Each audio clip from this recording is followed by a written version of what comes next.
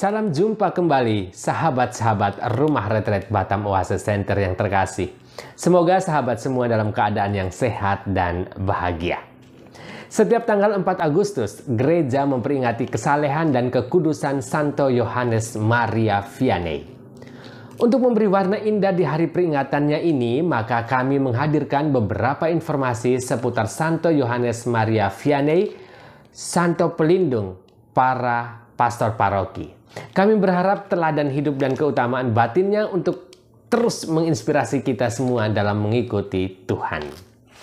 Langsung saja kita ke informasi yang pertama tentang masa kanak-kanak dan masa remajanya. Santo Yohanes Maria Vianney lahir pada tanggal 8 Mei 1786 di Dardilly, sebuah desa yang tak jauh dari Lyon, Prancis Selatan. Ia adalah anak keempat dari pasangan Matthew Vianney dan Maria Belusse. Ia berasal dari keluarga yang sederhana dan bersahaja. Orang tuanya selalu terbuka, bergaul dengan orang-orang miskin dan suka memberi makanan kepada orang-orang miskin, walaupun mereka sendiri hidup dalam keadaan yang sangat-sangat sederhana. Kemungkinan nama Maria disematkan pada nama lengkapnya karena kata pertama yang ia ucapkan saat sedang belajar bicara sewaktu masih balita adalah kata Yesus dan kata Maria.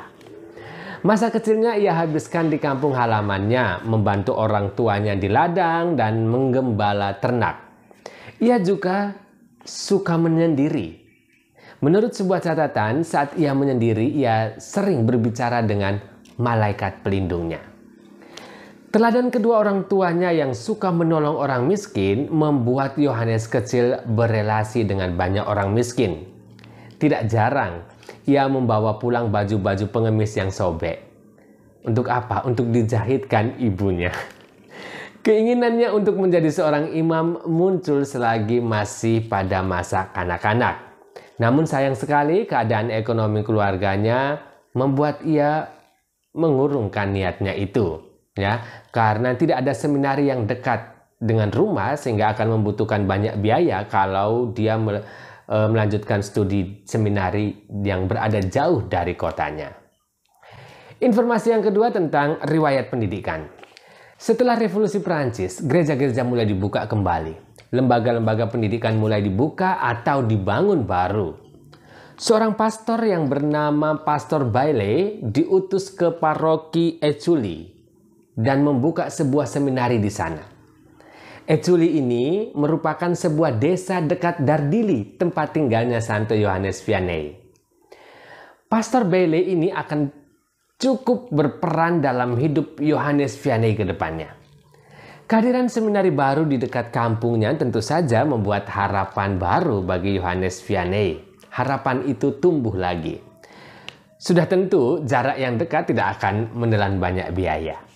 Pastor Bailey yang sudah mendengar kisah kesalehan Vianney dengan tangan terbuka menerima Yohanes Vianney menjadi seminaris di sekolahnya.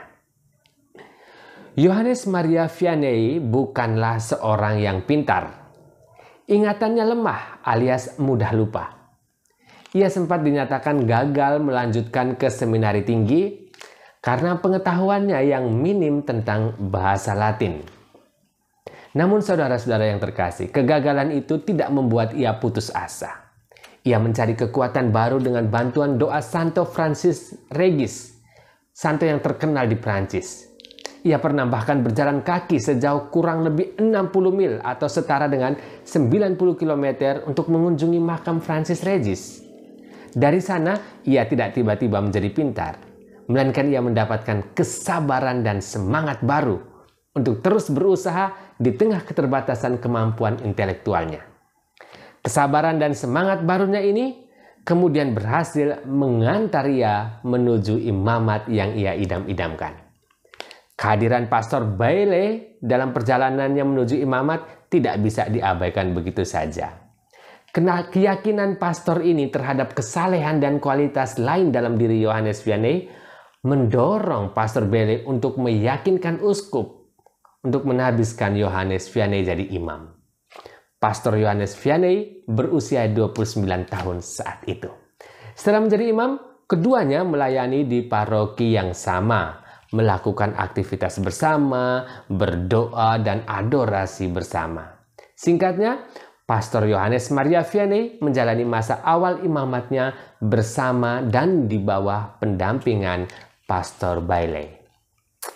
Oh ya, saudara-saudara, selama sekolah, Yohanes Vianney merupakan satu-satunya siswa yang berumur lebih tua dari siswa yang lain. Dan sudah pasti mendapat ejekan atau menjadi bahan lelucon di sekolah oleh teman-temannya. Ia tidak terpancing untuk marah, sebaliknya ia meningkatkan semangat doa dan devosinya setiap kali dia diejek.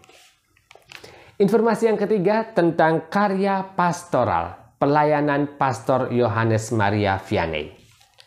Setelah Pastor Bailey meninggal dunia pada bulan Desember 1817, umat mengira bahwa Pastor Yohanes Vianney lah yang akan menggantikan kedudukannya sebagai pastor paroki. Tetapi sayangnya, Vincent memindahkan beliau ke Ars, sebuah paroki yang terkenal dengan minimnya perhatian umat kepada hal-hal yang berhubungan dengan gereja atau yang berhubungan dengan rohani. Umat di sana cuek dan bahkan yang mengikuti perayaan Ekaristi hanya sekitar 3 atau sampai 5 perempuan yang sudah lanjut umur. Pada saat beliau tiba pertama kali di sana, tidak ada acara penyambutan apa-apa. Gereja sepi, tetapi kafe dan tempat hiburan selalu penuh. Imam yang saleh itu dengan sabar mengadakan kunjungan ke rumah-rumah umat, meluangkan waktu untuk mendengarkan kisah mereka. Beliau ramah dan sabar kepada mereka yang bersikap dingin. Beliau tidak pernah menikmati sedikit pun makanan atau minuman pada saat beliau mengunjungi keluarga-keluarga. Beliau hanya datang dan menyapa. Beliau berbicara tentang keseharian mereka, kepedulian dan kekhawatiran mereka, harapan dan kecemasan mereka. Umat kemudian segera menyadari bahwa pastor ini adalah bagian dari diri mereka.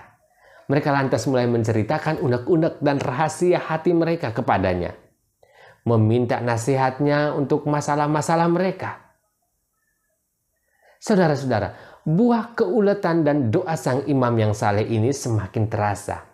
Umat mulai bergairah dengan kehidupan spiritual. Banyak orang mulai datang. Ada yang bercerita, ada yang meminta nasihat, ada yang memberi sumbangan untuk karya-karya gereja di sana.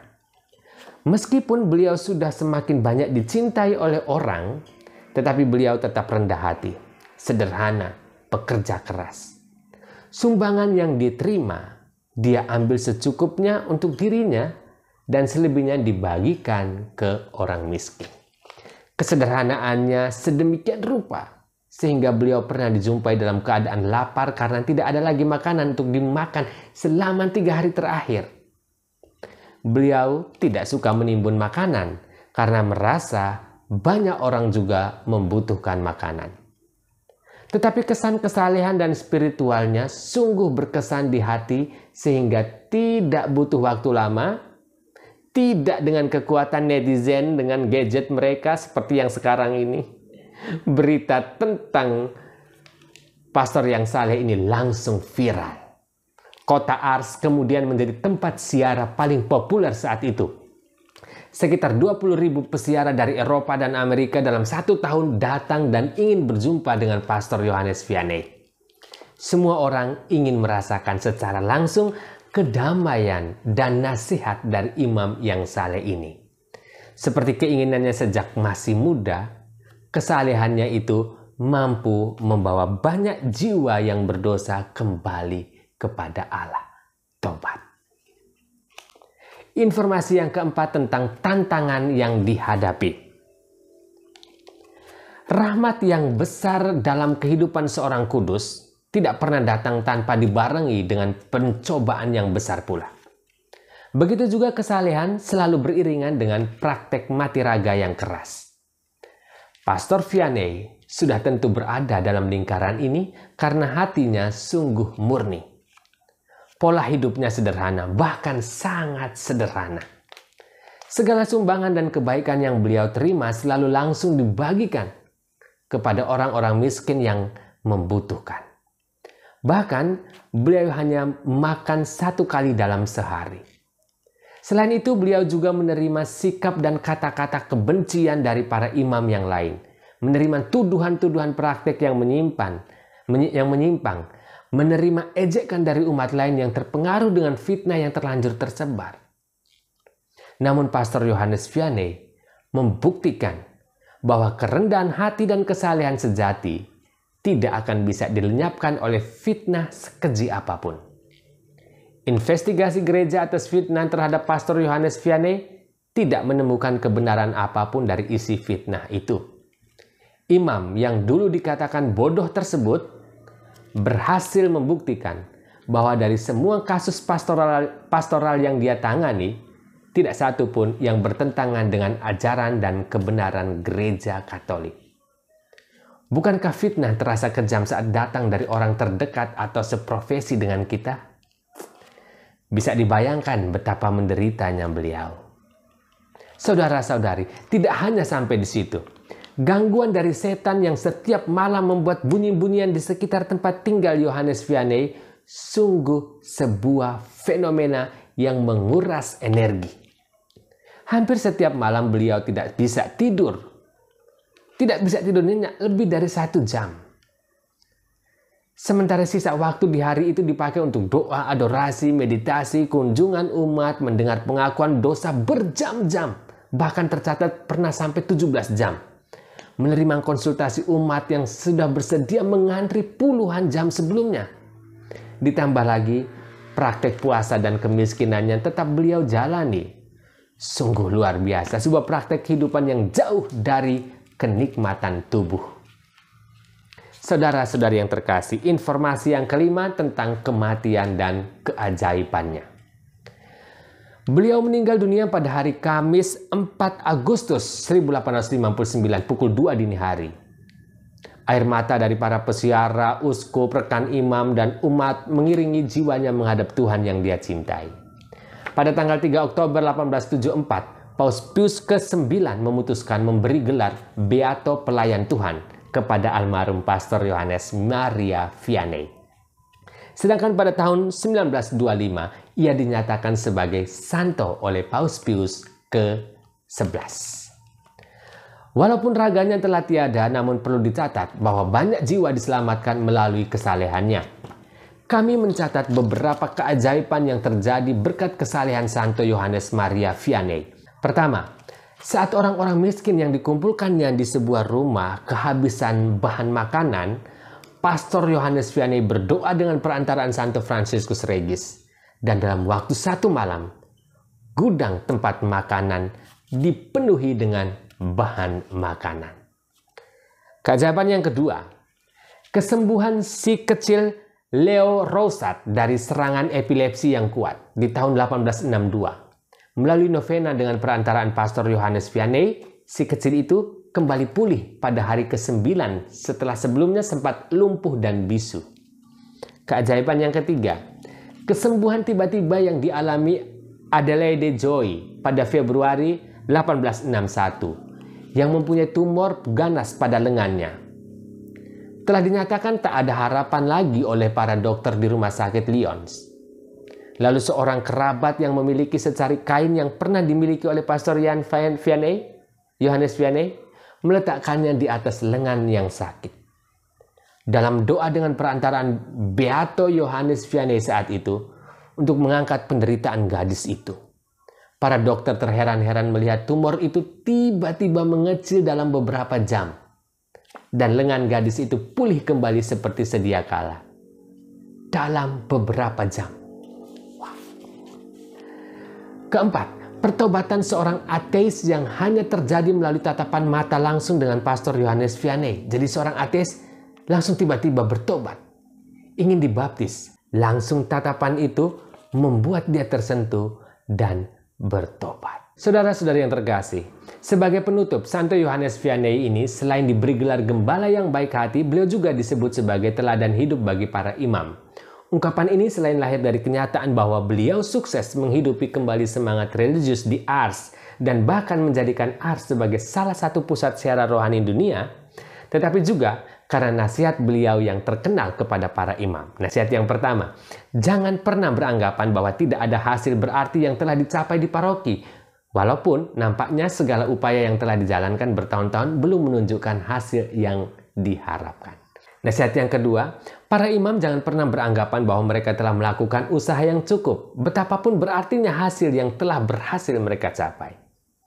Dan nasihat yang ketiga, di saat seorang imam curhat dengan beliau tentang karya pastoral di parokinya yang terasa gagal, Yohanes Vianney tidak banyak menasihati pastor itu. Beliau hanya bertanya, apakah Anda sudah berdoa sungguh-sungguh? Saudara-saudara yang terkasih, pertanyaan yang bagus buat kita semua di hari peringatan Santo Yohanes Maria Vianney. Apakah kita sudah berdoa sungguh-sungguh? Selamat memperingati Hari Santo Yohanes Maria Vianney. Sampai jumpa.